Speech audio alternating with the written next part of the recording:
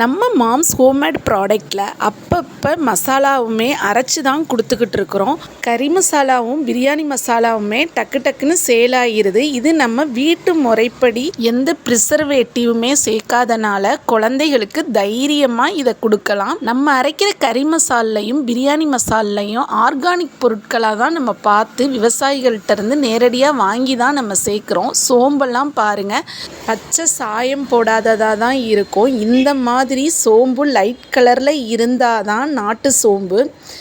பட்டை, ஏலக்காய் எல்லாமே நாங்கள் வறுத்து தான் வீட்டு முறைப்படி செய்கிறது. இந்த மசாலாவை நீங்கள் மொத்தமாகவும் ஆர்டர் கொடுத்து வாங்கிக்கலாம். நம்ம கொடுக்குற இந்த பிரியாணி மசாலாவில் வெறும் ஸ்பைசஸ் மட்டும்தான் சேர்த்துருக்கோம். அதுவும் பாய் வீட்டு முறைப்படி எந்த அளவு பட்டை, ஏலக்காய், கிராம்பு சேர்க்கணுமோ அதே மாதிரி ரேஷியோவில் தான் நாங்கள் சேர்த்துருக்குறோம். உங்களுக்கு பிரியாணியில் இந்த மசாலா போடையில் நல்ல ஒரு வாசனையோடு இருக்குங்க.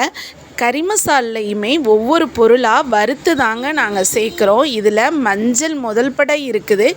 எதுவுமே நீங்கள் போட வேண்டியதில்லை. மிளகு காரத்துக்கு, மிளகாய், கருவேப்பிலை எல்லாமே இருக்குதுங்க. நீங்கள் சிக்கன் கிரேவிக்கு கூட இந்த மசாலாவை போடலாம். இதில் நாங்கள் கசகசாவும் சேர்க்குறனால சிக்கன் ஹீட்டு குளிர்ச்சியை கொடுக்குங்க.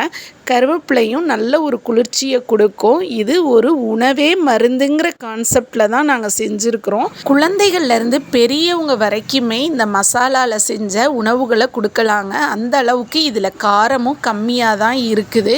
குழந்தைகளும் இதை விரும்பி சாப்பிடுவாங்க.